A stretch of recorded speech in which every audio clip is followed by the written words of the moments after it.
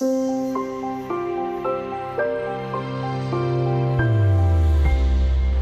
of the most common misconceptions about investing is that the economy and the stock market are perfectly correlated.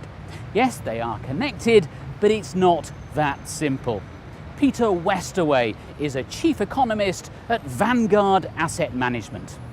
Well, there are connections between economic growth and the stock markets, but those connections aren't as automatic and as obvious as you might necessarily think. For example, if you look at the countries with fastest GDP growth, they're not necessarily the ones with fastest stock market growth.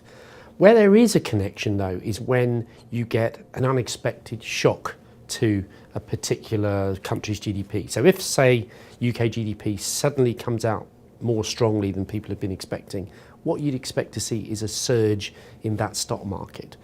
In other words, the existing growth is already reflected in the price. So the fact that China grows more quickly than the UK should already be reflected in the stock markets.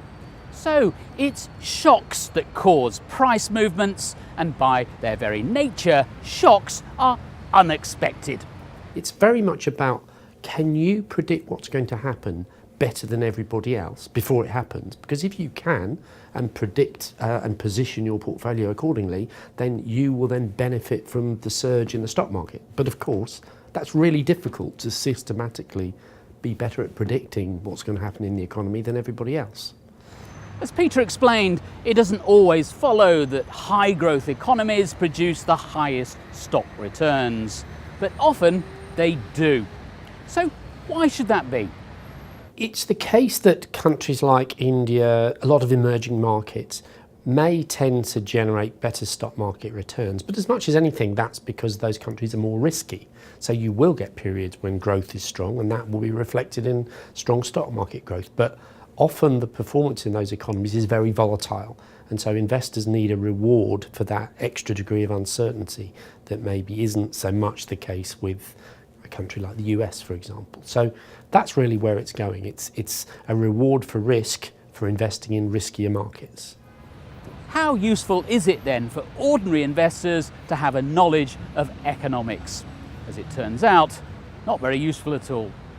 For many investors, especially investors who have a long-term horizon, I think it's important and reassuring to understand what the economic backdrop is, but to then use that information to try to second guess everybody else and to try and eke that extra bit of return out of their portfolios is really a bit of a fool's errand. And I mean, one of the things that I say a lot to investors is, I spend all of my time looking at these issues, but I wouldn't like to claim that I could systematically beat the market because of my insights.